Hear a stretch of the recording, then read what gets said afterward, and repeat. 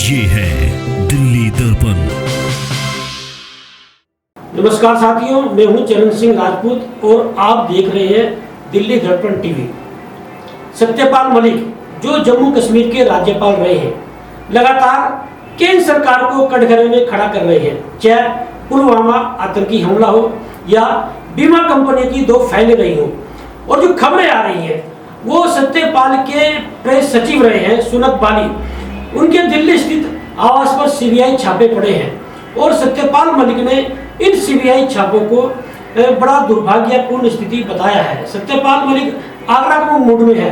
तो ये माना जाए कि देश में जो लोग केंद्र सरकार के खिलाफ बोलते हैं, जो लोग केंद्र सरकार को कटघरे में खड़ा करते हैं, जो केंद्र सरकार के खिलाफ मोर्चा खोलते हैं, तो क्या उन पर सीबीआई, इनकम टैक्स या ईडी की जो है इस तरह के छापे पड़ेंगे। एक सत्यपाल मलिक ने गत दिनों आपने देखा पुलवामा आतंकी हमले को लेकर जिस तरह से बोला कि एयरक्राफ्ट की मांग की गई थी, सीआरपीएफ के जो जवान हैं उनको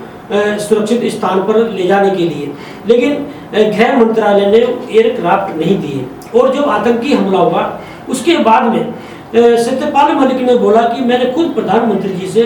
बोला कि ये हमारी गलती है, मुझे चुप करा दिया गया।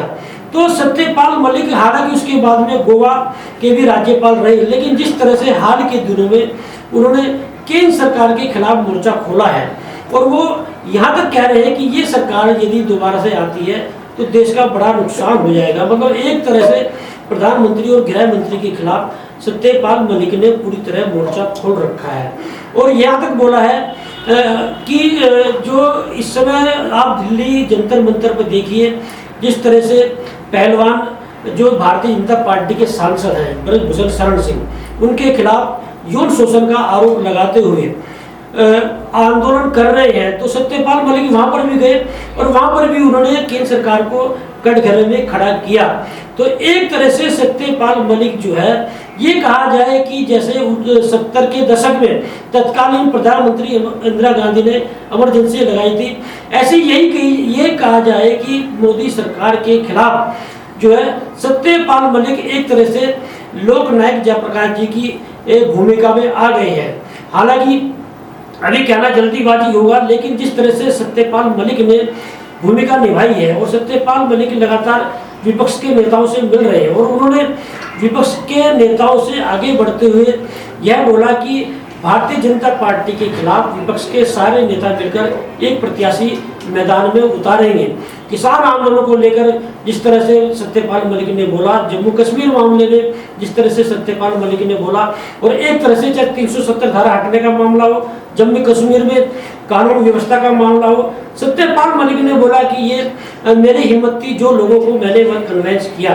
तो एक तरह से सत्यपाल मलिक के जो करीबी लोग हैं उन पर शिकंजा कसा जा रहा है। तो ये माना जाए कि सत्यपाल मलिक के करीबी लोगों पर शिकंजा कसकर, सीबीआई का शिकंजा कसकर